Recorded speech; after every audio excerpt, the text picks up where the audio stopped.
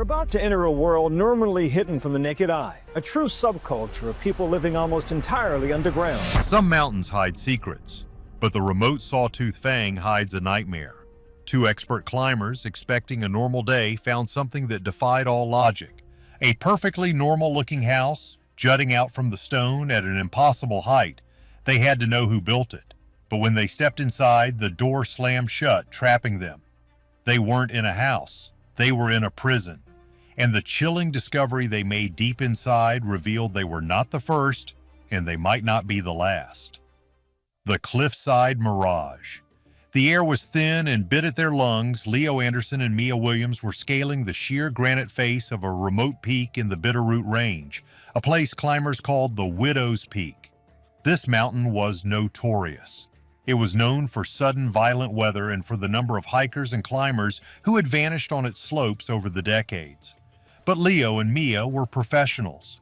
They were roped together, checking every handhold, testing every foothold. They had been climbing since 10:15 in the morning, and the sun was now high overhead.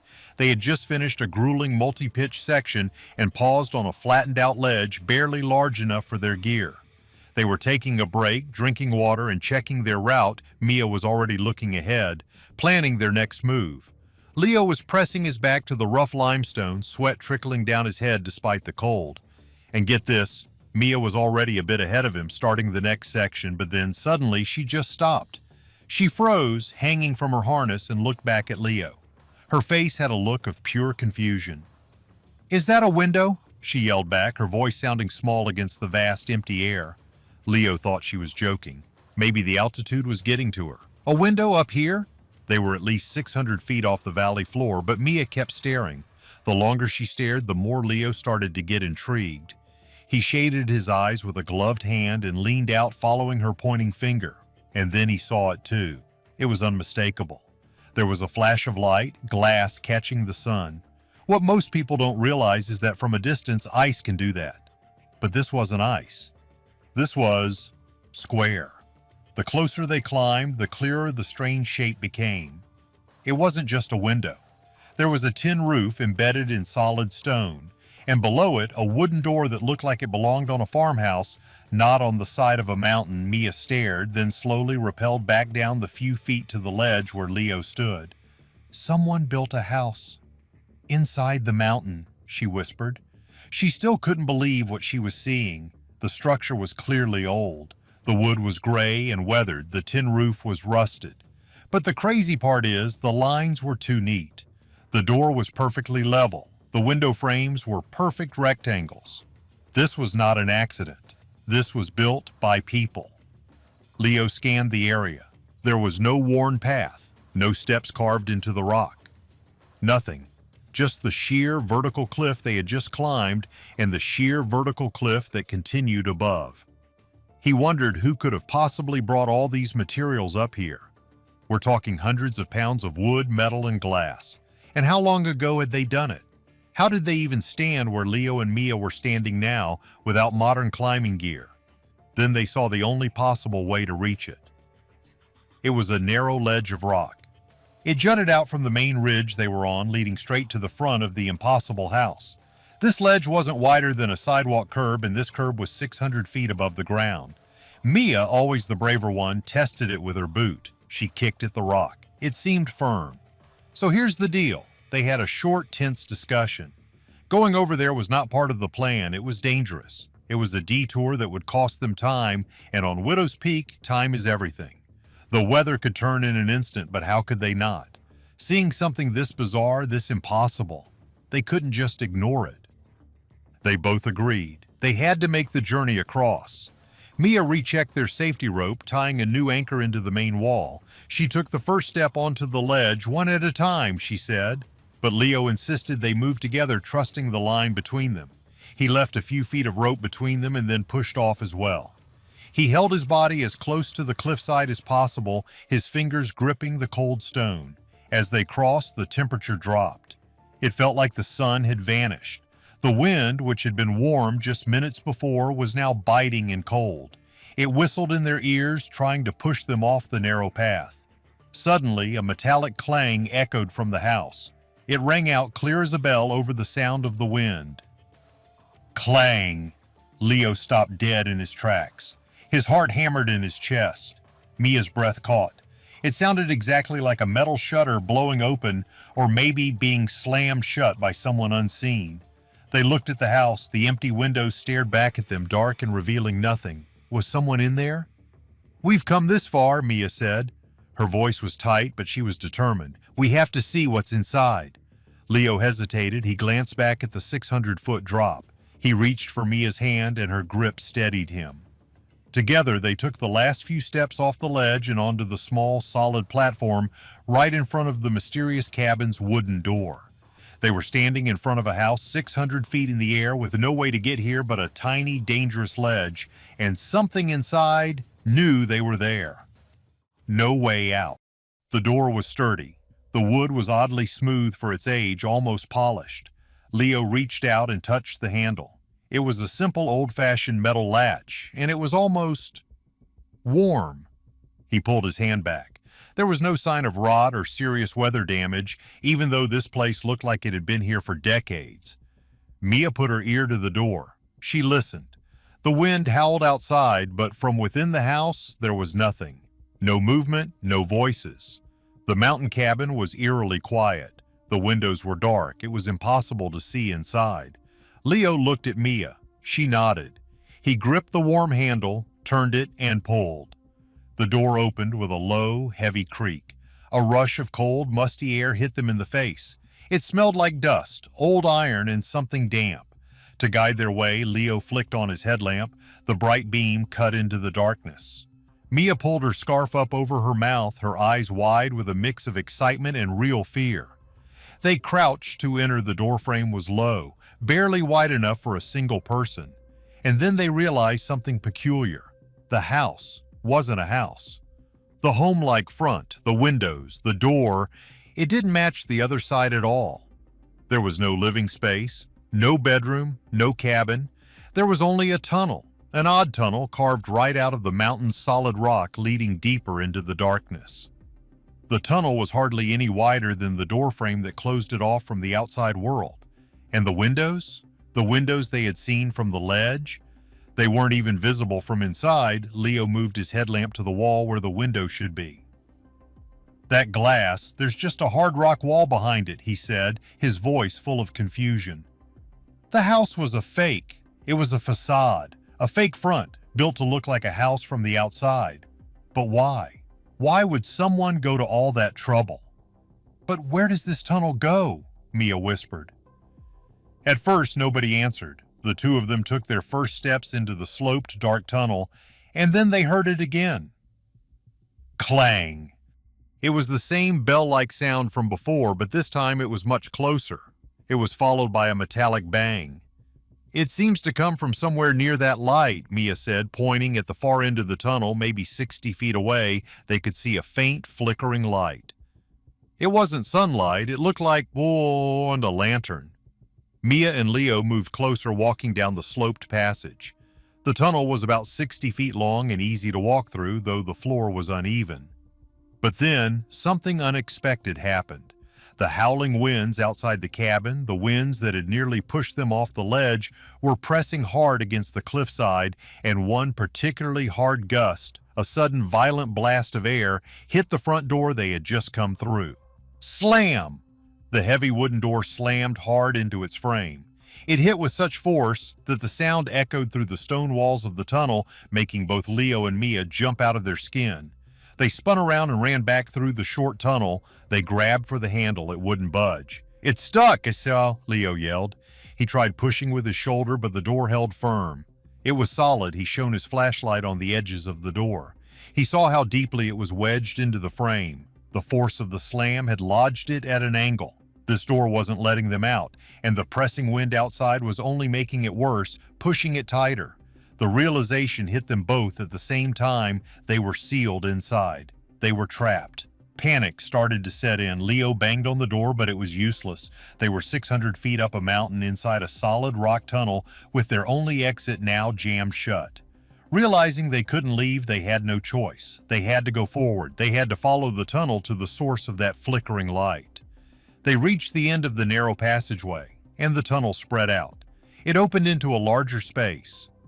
It was a room, an area that looked much more like the living room they had expected. But it was underground. The room was small, carved directly from the stone like a soldier's barracks, hidden deep inside the mountain. Dust lay thick on every single surface, softening the edges of a roughly built table. A few simple chairs and low wooden bunks were leaned against the far wall. "What is this? Who is living here?" Mia questioned, her voice trembling. On the table there was one plate with the remains of a meal, a cup with a thin film of something dark at the bottom, and a lantern. A simple oil lantern that was still burning. The flame was low, but it was lit. Someone was here, or had been here just moments ago.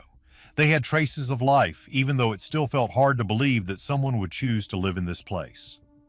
This cold, dark stone box. Faded photographs were pinned to the stone wall above the bunks. They showed mountain peaks and groups of people in old-fashioned climbing gear. But here's the catch.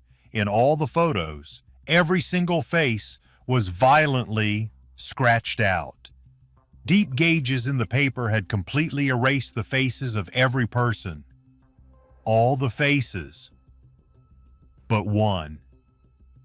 In the largest photo, a group of 7 people stood on a summit. 6 of them were just faceless, scratched-out ovals. But one person, a man wearing a blue hat, was untouched. He was smiling at the camera. Is this the person who lives here?" Mia wondered, pointing at the man, the scratched-out heads next to him. It looked like it was done in a fit of real anger. A deep, unsettling rage. Leo and Mia both felt a sense of unease, a chill that had nothing to do with the temperature. If this was the man they were trapped in here with, they did not feel safe. The silence of the stone room pressed down on them. Mia wrapped her arms around herself, suddenly chilled to the bone. She couldn't shake the feeling, the awful, prickling feeling that someone or something was watching them from a hidden place. Every shadow in the corner of the room seemed to move. Leo whispered her name, but she didn't answer right away. She was trying to calm her quickening breath, and that's when they heard it. A sound from right above their heads, a muffled footstep. It echoed from somewhere in the ceiling. Both of them froze. They looked up.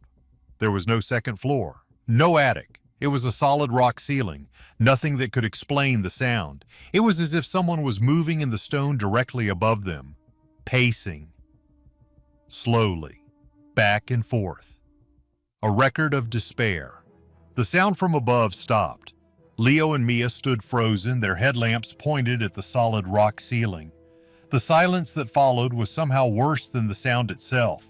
The only noise was the tiny hiss of the burning lantern on the table and the frantic pounding of their own hearts. Mia backed against the wall, her eyes searching the shadows. "Leo, what was that?" Leo tried to rationalize it. "Rock settling, water dripping somewhere, it has to be." But he didn't believe it. That was a footstep. It was heavy and it was deliberate.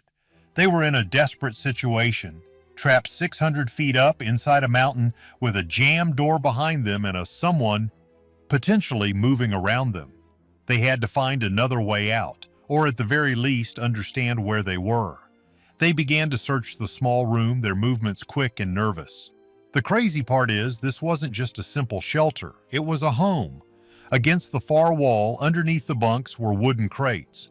Leo pulled one out. It was heavy. He pried it open with his climbing knife.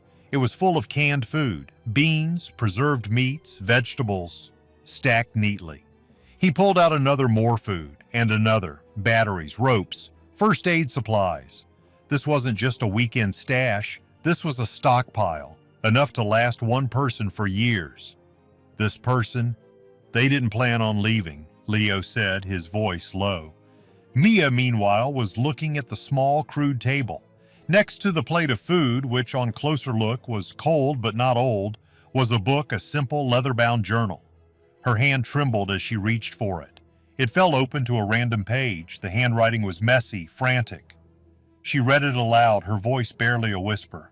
"Day 112. The storm won't stop. I think the mountain is trying to keep me here. They are not coming back.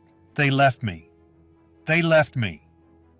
Mia swallowed and turned to another page. "Day 540. I saw them climbers. On the ridge, I banged on the door, the metal clang, but they didn't hear me. They just kept going. They didn't see the house. It's for the best. They are like them. They would leave me too. Leo and Mia looked at each other, the same horrifying thought passing between them, the metallic clang they heard outside. That wasn't a shutter. That was him, banging. He had been banging to get their attention. Or was he warning them away? Mia turned the page again. This entry was different. It was angry. The pen had dug deep into the paper. Day 2000, I don't know. I found the pictures today in my pack. 7 years. It's been 7 years. All of them. Smiling liars. How could they cut the line? They cut the line. It wasn't an accident. They left me here to perish. A cold dread washed over them. Cut the line? Mia looked up at the wall, at the photographs, the 6 scratched-out faces, and the one smiling man in the blue hat. He thinks his team tried to get rid of him, Mia said. He thinks they abandoned him here 7 years ago. And get this, that would mean this man, the man in the blue hat, had been living in this rock box alone for 7 years, believing he was betrayed. The anger it would take. The paranoia. Leo, Mia said, her voice shaking. The footstep, he's here. He knows we're here. As if on cue, the sound came again. Thump, thump, thump, pacing right above them. But this time it wasn't just pacing. There was a new sound, a scraping. Like something heavy being dragged across the rock, Leo shone his headlamp back up at the ceiling. And that's when he saw it. It wasn't just solid rock. In the darkest corner of the room, almost hidden, was a square outline. A hatch. A wooden trapdoor set flush into the stone ceiling. The sounds were coming from right on the other side of it. The scraping stopped. And then, tap, tap, tap. A slow, quiet tapping. Directly on the hatch. He was waiting. He knew they were right below him. Leo and Mia stared at the trapdoor. They were trapped between a door that wouldn't open and a man who had been isolated for 7 years, a man who believed the world had tried to end him. The tapping stopped. A moment of perfect, terrible silence.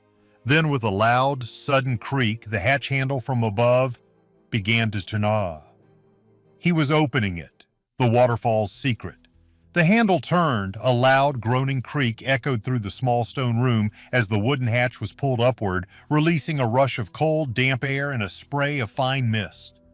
A pitch-black hole opened in the ceiling. Leo and Mia scrambled back, pressing against the far wall. Leo aimed his headlamp beam straight into the opening. It cut through the darkness, illuminating nothing, just an empty, black space. "Hello?" Leo's voice cracked. There was no answer, just the sound of dripping water. Are we really going in there?" Mia asked, her eyes fixed on the dark opening. But what choice did they have? Staying in this room with the jammed door was not an option. The person who opened the hatch was their only way out. "If something's watching us, it's safer if we know what it is," Leo said, his voice tight with a fear he was trying to hide. He dragged the heavy table directly under the opening. It wobbled, but it held. He climbed onto it, his headlamp disappearing into the darkness. "It's a hallway. A tunnel. You said you didn't want to be left alone, so come up with me. It's safer together." Mia hesitated, then took his outstretched hand. The table wobbled as Leo pulled her up. She scrambled through the opening and found herself in a narrow hallway. But this was different from the first tunnel. This one wasn't man-made. It was a natural cave, a limestone passage that stretched impossibly far into the mountain. It was cold and the air was thick with moisture. They listened. Beneath the stillness, the faint sound of dripping water was louder now. It echoed from somewhere ahead of them, but it was mixed with another sound, a low, steady roar.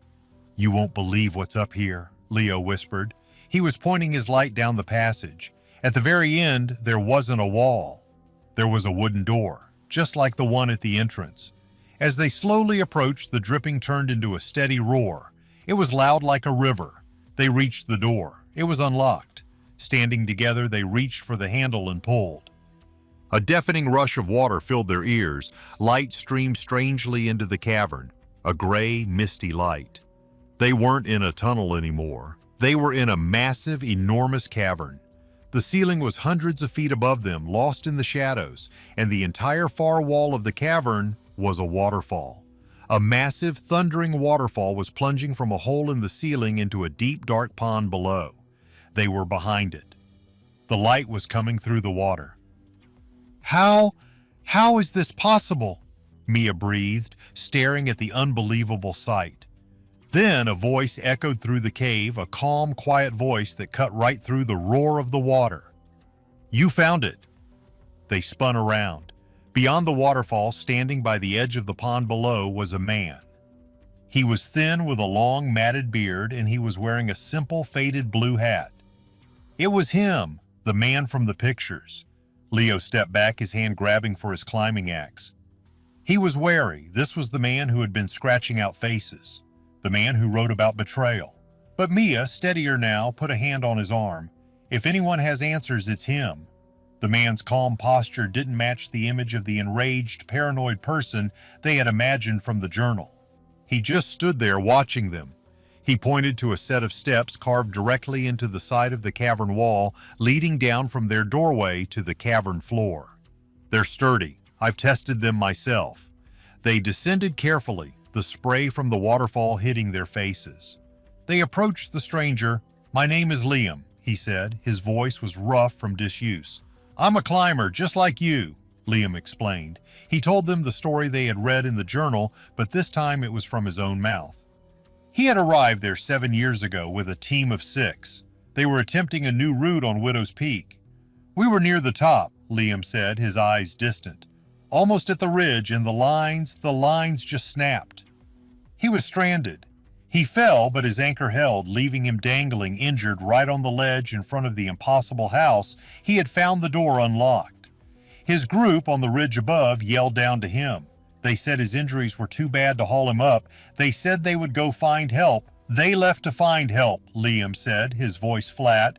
But none came. I was angry at first, Liam admitted. So angry. I had these photos in my pack. I scratched out their faces. All of them. Mia recalled the damaged pictures. She realized the truth. The man in the blue hat wasn't the hermit. The hermit was the one taking the picture. The man in the blue hat was one of the team members he believed had abandoned him. He was the 7th climber. The house front, it was already here when I arrived, Liam continued. I have no idea who built it. 100 years ago maybe, but after a while, that stopped mattering. He gestured to the massive secret world behind the water. This place, it has clean water, there's shelter, and the tunnel you found? He pointed to another smaller tunnel off the main cavern. It leads out, a safe path. Wait, Leo interrupted. You can get out? Liam nodded. It's a spiral path. It winds upward beside the waterfall. It leads out onto the forest on the other side of the mountain. It's safe. I use it often, to gather food from the forest above, to check my traps. Rescue workers. They eventually came, Liam said.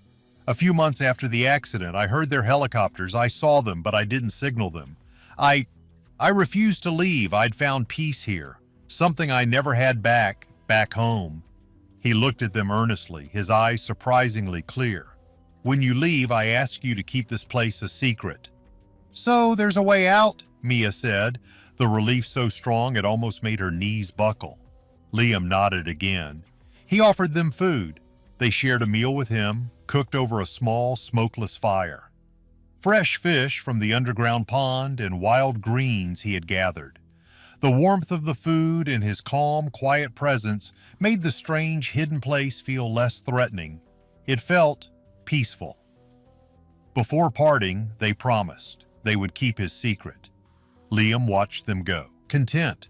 As Mia and Leo began their climb up the spiral path, emerging into the fading light of the forest, they realized they had just witnessed something extraordinary. They had met a man who chose solitude over the world. They had discovered a hidden world that would remain forever theirs. Whoever built the place, it didn't matter. A place could have its secrets, and this one was now part of their story. But as they hiked down the mountain back toward civilization, Leo couldn't shake a dark, lingering thought. The journal entry. They cut the line. Liam had seemed so calm, so peaceful. But the journal was so angry. Had he really found peace, or was it just resignation? And the most chilling question of all, if he had been using the safe tunnel for 7 years to gather food, why didn't he just walk out? Why did he tell them he was stranded? They never went back. But did they do the right thing? Was Liam a victim, or was he something else? What would you have done? Let us know. And don't forget to like this video and subscribe.